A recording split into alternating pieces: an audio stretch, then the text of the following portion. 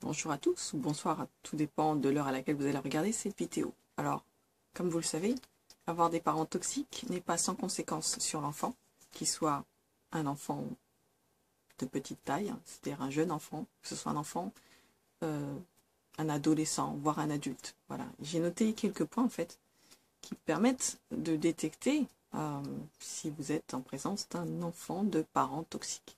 Il faut savoir que les enfants de parents toxiques consomment plus d'énergie, dans le sens où ils sont obligés de faire un effort supplémentaire pour pouvoir vivre tout simplement. Ils sont en mode survie, littéralement.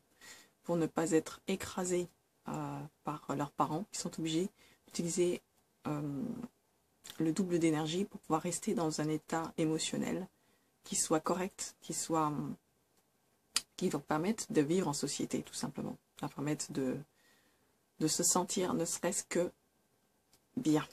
Parce que, est-ce qu'on arrive à se sentir bien quand on a des parents toxiques? On y arrive, mais difficilement. Donc, j'ai noté quelques points. Alors, les enfants de parents toxiques sont visiblement des enfants qui ont un manque de confiance en eux. Et oui, le parent toxique n'a pas arrêté de les dénigrer. Donc, forcément, ils finissent par perdre confiance en eux. En entendant des phrases comme « t'es nul »,« t'es pas intelligent »,« tu es bête », tu es ceci, tu es cela, ça finit par rester dans le subconscient, ça rentre dans la conscience. Au fur et à mesure que le temps passe, plus l'enfant pense que c'est vrai et finit par intégrer cette idée comme étant vraie. Or, ce n'est pas réel, puisque cet enfant est intelligent finalement. Tous les enfants sont intelligents en réalité. Mais le parent toxique se fera malin plaisir de rabaisser cet enfant. Et en plus, ce parent toxique lui dira « c'est pour ton bien que je te dis ça ».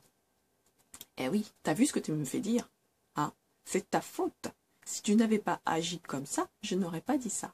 Voilà, ça c'est des phrases types de parents toxiques. Donc, ces enfants-là peuvent aussi avoir des troubles de comportement. Et ça c'est le deuxième point. Troubles de comportement, ce que j'entends, c'est soit l'enfant est complètement effacé, vous ne le voyez pas, vous avez l'impression qu'il n'existe pas, il ne s'exprime pas, c'est comme s'il n'était pas là. Vous parlez à cet enfant et il ne sait pas quoi vous répondre. Ou alors, même s'il est maltraité, il vous dira que tout va bien.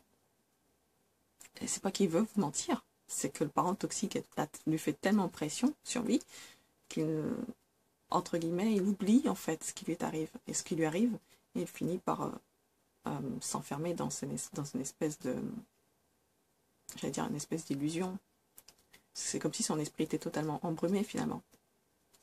Et il peut rester là. En fait, c'est un enfant qui ne va pas se sociabiliser. Il va rester assis, par exemple, pendant des heures tout seul dans la cour de récréation. Vous allez essayer de vous intéresser à lui. Il va peut-être pas vouloir que vous soyez amis avec lui. Et c'est quelqu'un qui va s'isoler. Voilà, et ça, c'est le type de trouble de comportement qu'il peut avoir. Il peut ne pas savoir comment se comporter en société. Quand je dis ne pas savoir se comporter en société, c'est-à-dire que avoir des comportements vraiment très bizarres. Vous dites, mais oui, comment ça se fait que Jean-Philippe s'est désapé devant tout le monde? Ouais, non, parce qu'en fait, il est complètement déconnecté. En fait, il n'a pas toutes les bases qu'il est censé avoir acquises. Il ne les a pas acquises avec ses parents toxiques qui n'y ont pas montré, en fait, les bases du comportement en société. Donc, il ne le saura pas. C'est quelqu'un qui peut faire n'importe quoi, en fait. La dépression. Eh oui, les enfants de parents toxiques peuvent avoir de la dépression, peuvent être en dépression. C'est des enfants qui vont rester au lit, par exemple, très longtemps. Ils vont dormir, rester là, dormir pendant des heures. Pourquoi? Parce qu'ils essayent de retrouver des forces. Ils se sentent tellement accablés par ce qui leur arrive, ils ne comprennent pas ce qui leur arrive, ils se sentent mal dans leur peau, ils ne savent pas pourquoi. Ils ont un mal-être profond qu'ils ne savent pas expliquer parce que les parents toxiques sont tellement doués pour leur faire croire qu'ils ont la belle vie et que tout ce qu'ils ont de la chance de l'avoir, y compris les baffes et les insultes. C'est une chance d'avoir ça, apparemment, du point de vue d'un parent toxique, que le gamin, il comprend pas ce qui lui arrive, en fait. Il comprend pas qu'il se sente nul, il comprend pas qu'il se sent pas bien. Pourquoi il se sent pas bien? Donc c'est un enfant qui va avoir aussi des pensées suicidaires. En fait, il peut avoir des pensées suicidaires. Il peut en avoir marre de la vie, parce que à force de subir, on finit par... on a une certaine force au départ, et à force qu'on nous tape dessus, cette force diminue intérieurement. Et il peut perdre espoir et avoir des pensées suicidaires. C'est quelqu'un... Généralement, les enfants de parents toxiques ont du mal à se faire des amis. Ils ont du mal à se sentir légitimes par rapport à l'autre. Ils n'arrivent pas à trouver leur place, en fait. Ils se disent, ouais, mais qui c'est qui s'intéresserait à moi? Franchement, vu que je suis nulle et que j'ai aucune qualité, qui voudrait de moi comme ami, finalement. Autre chose qui peut faire que l'enfant de parent toxique refuse de se faire des amis, c'est que le parent toxique lui aura dit, je veux pas que tu parles à machin, bidule, chouette et trucs mûches, ok? Les gens, c'est des mauvaises personnes, tu comprends? Il n'y a que nous, il n'y a que moi, ton papa ou moi, ta maman, qui suis bien, et le reste dehors, c'est de la merde. Voilà, ce genre de choses que peut dire un parent toxique qui fait que l'enfant a du mal à se faire des amis, a du mal à se sociabiliser, et qu'il aura tendance à faire l'inverse et se replier sur lui-même. Un enfant de parent toxique a du mal à se confier, il a du mal à dire ce qui ne va pas. C'est normal, il est tellement embrumé, justement. Il ne peut pas exprimer ce qui ne va pas. Lui-même, quand il en vient à parler, en fait, c'est comme si son cerveau basculait dans un autre mode, c'est-à-dire que il subit des traumatismes au quotidien, cet enfant-là. Il subit des traumatismes au quotidien. Le problème, c'est que quand il est dans un espace où il n'y a pas la personne qui le traumatise, son esprit va bloquer tout ce qui a été fait durant la période où il a été en contact avec la personne qui a été agressive avec lui. Ou agressif, si c'est un homme. Son cerveau va bloquer littéralement l'information, ce qui fait que quand vous allez lui demander ce qui ne va pas, il va vous dire tout va bien en fait. Son cerveau ne va pas retrouver l'information puisqu'il n'est pas dans la même condition que lorsqu'il a été, je ne sais pas, insulté, battu, peu importe ce qui est arrivé de négatif en fait. Son cerveau va comment dirais-je, pour le protéger, pour ne pas qu'il revive ce traumatisme, justement, il va bloquer l'information, ce qui fait que l'enfant ne pourra pas parler, il ne pourra pas vous dire ce qui ne va pas. Il ne pourra pas vous dire, papa, maman me frappe dessus. Il ne pourra pas vous dire, on m'a été dit telle chose qui est blessante. Son esprit va littéralement, son parent toxique va le maltraiter, il ne pourra pas parler de cette maltraitance. Donc finalement, vous aurez l'impression que tout va bien, alors qu'en fait tout va mal et qu'il est au bord de la déprime et voilà. Alors généralement ils se sentent nuls, là. Ils ont un manque d'estime d'eux-mêmes. C'est clair et net, à force d'être abaissés, forcément c'est ce que je disais tout à l'heure. Ils ne peuvent pas se sentir légitimes. Ils ont des problèmes de concentration. Et oui, ils ont beaucoup de difficultés pour pouvoir apprendre. Pourquoi? Parce que ça mouline dans leur tête. Quand ils ont un moment, ça peut mouliner. Très souvent, ils se disent des choses comme oh merde, la journée va se terminer, je vais rentrer à la maison. Ça va être encore la débandade, ça va être encore l'agression. Donc ils ont tendance à ne pas suivre en classe. Et quand vous leur donnez des devoirs à faire à la maison, ils sont tellement pris par ce qui leur arrive qu'ils en oublient soit de faire leurs devoirs, ou soit ils se mettent à travailler parce que leurs parents toxiques vont vouloir qu'ils travaillent, parce qu'ils se doivent d'avoir des bonnes notes à l'école. Et oui, parce qu'un parent toxique veut absolument que son enfant soit bon à l'école, coûte que coûte, même s'il n'est pas fait pour ça. C'est pas grave, coûte que coûte, ramène-moi des 15 et des 20 et de moyenne, sinon tu devras savoir ta raclée. Donc le gamin, ce qu'il fait, il étudie, mais il a tellement la pression qu'il retient rien. Les résultats des courses, il fait ses devoirs, ou des fois il oublie de les faire tellement qu'il a la pression, et il arrive à l'école, on lui dit t'es un cancre. Double baffe quoi. Il se fait laminer à la maison, il se fait laminer à l'école. Niveau soutien, zéro quoi. Donc voilà. Donc l'apprentissage est plus long pour eux, pour apprendre ne serait-ce que les choses basiques, dire bonjour, bref, communiquer, avoir le réflexe de communiquer avec l'autre, ils ne l'ont pas forcément.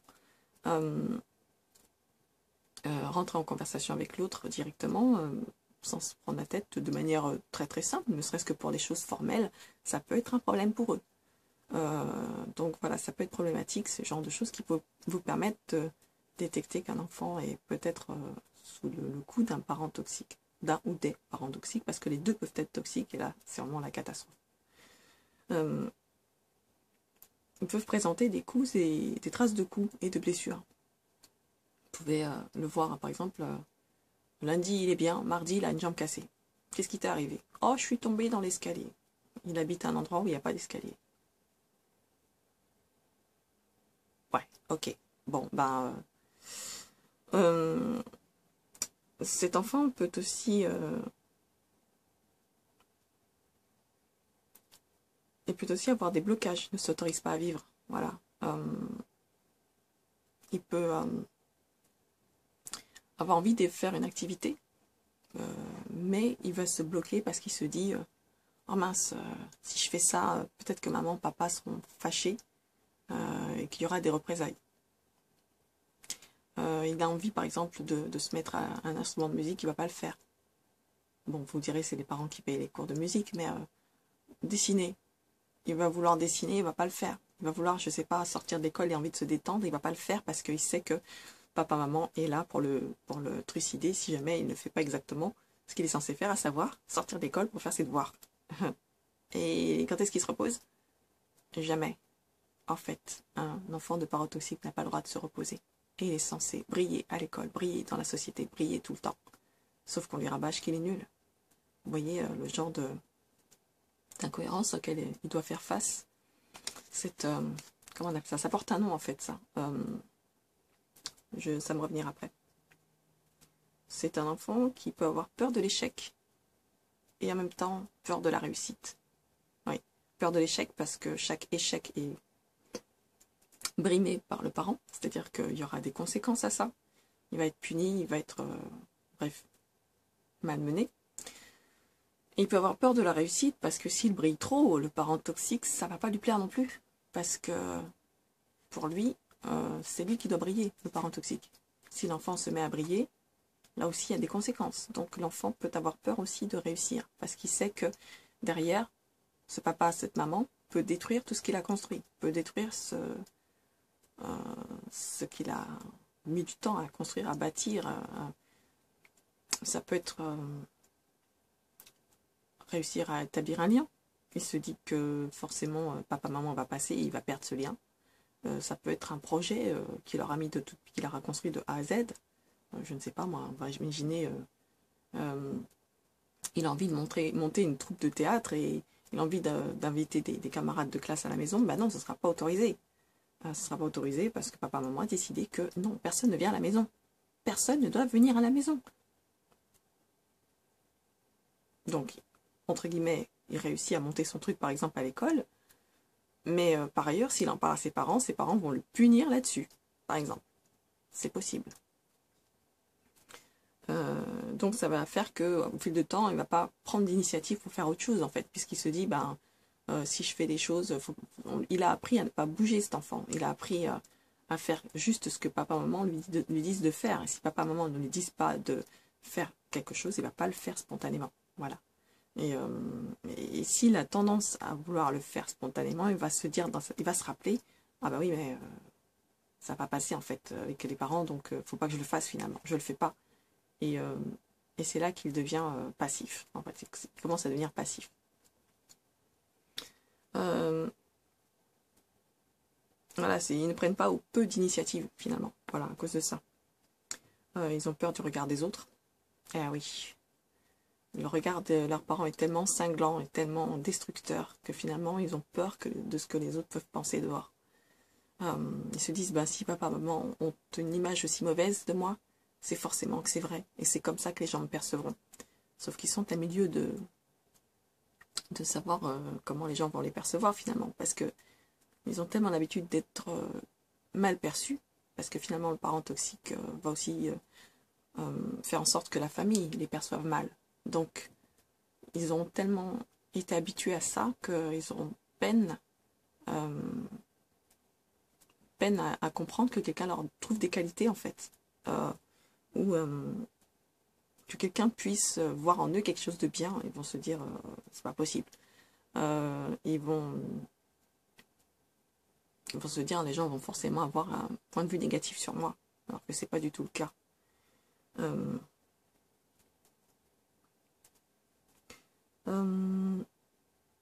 C'est un autre point aussi qui permet de voir qu'un enfant est un enfant de parents toxiques, c'est qu'ils n'arrivent pas à être eux-mêmes.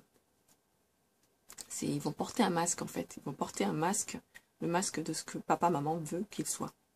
À aucun moment, ils ne peuvent être eux-mêmes sous peine d'être punis, sur peine d'être exclus par la famille, par leur entourage proche, parce que c'est comme ça que papa, maman a décidé qu'il devait être. Il faut qu'il soit parfait. Et souvent, la perfection va à l'encontre de ce qu'est en fait cet enfant. Si par exemple le papa, la maman a décidé que l'enfant devait être bon en mathématiques et qu'il est nul en mathématiques, l'enfant va faire tout ce qui est en son pouvoir pour être bon en mathématiques, même si ce n'est pas son domaine de prédilection. Tout ça pour coller à un cadre qui lui est imposé. Et il ne peut plus être lui-même. S'il est plus intuitif, eh ben, il n'a pas le droit d'exprimer son côté intuitif. Ah non, parce que sinon il est bizarre. Et il n'a pas envie d'être bizarre. Il a envie d'être accepté par ses parents, parce que tout enfant cherche l'amour de ses parents, l'approbation de ses parents. Alors il va faire ce que ses parents veulent. Il va être l'enfant modèle, l'enfant poupée de ses parents. Il va être l'enfant qui ne bouge pas, parce que papa et maman disent qu'il ne faut pas bouger, donc il ne va pas bouger. Il va porter ce masque finalement qui, petit à petit, va l'éloigner de sa vraie nature. Et créer de l'angoisse finalement. Et c'est un enfant aussi qui aura du mal à se projeter. Il ne voit pas son avenir, cet enfant. On lui dit qu'il est tellement nul qu'il ne voit pas ce qu'il pourra faire de sa vie, en fait. Puisqu'on lui répète qu'il est nul. Il se dit, on lui répète par exemple qu'il ne vaut rien, qu'il est bête, tout ça. Il ne voit pas son avenir. Quel avenir peut avoir quelqu'un de bête? Aucun. Et donc ça génère aussi de la dépression, ça génère des angoisses. Des enfants qui ont des crises d'angoisse comme ça peut venir de là. Ou d'autres choses. C'est des enfants qui peuvent aussi manquer d'empathie. C'est-à-dire que peuvent dire quelque chose, blesser l'autre et ne pas s'en rendre compte. Comme leurs émotions à eux sont niées en permanence par leurs parents, ils finissent par ne pas voir les émotions des autres et les nier finalement. Ils copient, en fait, ils peuvent copier le comportement de leurs parents. Là, ça devient dangereux. C'est pas dit que c'est tous les enfants qui font ça, mais il y en a qui peuvent. Voilà. Ils vont pas se rendre compte, par exemple, que tel geste est déplacé, ou tel mot ne se dit pas. On ne dit pas quelqu'un t'es moche, mais ils vont le dire. Direct, voilà. Et l'autre va pleurer, il va se demander mais pourquoi est-ce que l'autre pleure? Alors que c'est normal. S'entendre dire c'est moche, c'est pas cool, c'est pas sympa, c'est méchant. Et donc voilà. C'est des enfants qui peuvent avoir un comportement vraiment par ce manque d'empathie, qui peuvent être vraiment dégueulasses. En fait, il m'a été raconté, c'est une personne toxique qui m'a raconté ça. Je ne citerai pas qui est cette personne, mais cette personne, quand elle était jeune, jetait du caca sur la tête des gens. Elle était morte de rire en me racontant ça, et tous les gens autour d'elle rigolaient aussi. Et moi, je trouvais ça dégueulasse. J'arrivais pas à rire. Je trouvais ça dégueulasse. Je me suis mise à la place de ces gens. Je me suis dit, mais attends, mais ça te fait rire que tu étais jeune, tu renversais du caca sur la tête des gens, mais c'est méchant. D'une part, c'est méchant et c'est dégueulasse. C'est dégueu. Je veux dire, qui a l'idée de jeter son caca sur les autres? Et ça faisait rire tout le monde. J'ai pas compris. Je me suis dit, mais on vit sur la même planète ou bien qu'est-ce que j'ai loupé? Donc oui, ils sont capables de faire des choses mesquines, trouver ça drôle, alors que ça ne l'est pas. Vous vous rendez compte, la personne qui sort de son travail, qui vient de se faire engueuler par son patron, sa femme est sur le point de le quitter, ou son mari est sur le point de le quitter, de la quitter, bref, peu importe la situation, ça va mal dans sa vie. Cette personne est au bord du suicide et il y a du caca qui lui tombe sur la tête. Ça n'a rien de drôle. Pour moi, c'est juste déplacé, c'est pas correct. Il y a syntaxe erreur, bug system, il y a un truc qui va pas. Ben, un enfant parent toxique est capable de faire ce genre de choses. Il a tellement la haine envers ses parents qu'il a la haine envers les adultes finalement. Et cette haine fait que pour lui, il cautionne en fait cette attitude-là. Pour lui, cette attitude-là est normale. Puisqu'il l'a vu au quotidien, ben, il le reproduit, il fait la même chose, sans se soucier de ce que l'autre peut ressentir, vu que ses sentiments ne sont pas pris en compte à lui-même. Voilà. Le cercle vicieux. Ouais. Ressentir de la colère aussi, voilà. L'expression de la colère typique de l'enfant de parents toxiques. Voilà, je vous ai fait une espèce de petite liste qui n'est pas exhaustive, bien sûr, de ce que j'ai pu observer. Donc, je voulais vous la partager pour pouvoir... pour que vous ayez une vision un peu plus claire, un peu plus... pouvoir savoir détecter ce type d'enfants pour pouvoir les protéger et pouvoir les aider à surmonter ces épreuves qui sont très difficiles, très pénibles au quotidien, qui poussent certains au suicide malheureusement. Et si on peut éviter ça, donc voilà, je vous ai fait une petite liste en espérant que ça vous aide à y voir plus clair et ne plus rester aveugle face à ce problème qui, à mon sens, est loin d'être réglé. Et si on ne fait rien, donc voilà, j'apporte ma modeste contribution en faisant cette petite vidéo. Voilà. Donc je vous fais plein de câlins. Si vous êtes dans ce cas-là, je vous fais mille bisous. Hein. Je vous soutiens de tout cœur. Sachez que vous n'êtes pas tout seul et qu'il y a des solutions hein, pour ça. On peut s'en sortir même en étant enfant de parents toxiques. Ça aussi, il ne faut pas l'oublier. Il y en a qui s'en sortent très très bien. Qui arrivent à se construire une vie épanouie, qui s'en sont sortis déjà, donc ça laisse de l'espoir pour les autres. Et surtout, ne faites pas de bêtises si vous êtes un enfant de parents toxiques. Hein, pas de bêtises, je vous ai à l'œil. Hein, et j'essaierai de mettre des vidéos, histoire de vous soutenir et de pouvoir vous apporter quelques pistes pour pouvoir vous sentir un petit peu mieux et construire votre... vous construire vous-même, vous réparer si besoin et retrouver une vie qui soit acceptable, qui soit juste, qui soit belle, qui soit à votre image et une vie épanouie. Voilà, c'est vraiment tout le mal que je vous souhaite, c'est d'avoir une vie épanouie et d'arriver à vous en sortir, vous sortir de l'emprise, vous sortir de la toxicité parentale et enfin vous construire une vie digne de vous, telle que vous la méritez, c'est-à-dire la meilleure vie possible pour vous. Voilà, je vous embrasse, je vous fais plein de câlins, je vous dis à très bientôt dans une prochaine vidéo. Si vous travaillez dans les systèmes sociaux, mais ouais, tout ce qui est aide à l'enfance, c'est une vidéo qui pourra peut-être vous aider. Voilà. Prenez soin de vous et on se retrouve dans une prochaine vidéo qui traitera d'un tout autre sujet que je n'ai pas encore déterminé. Eh oui, comme d'habitude. À bientôt. Prenez soin de vous et des gens qui vous sont chers.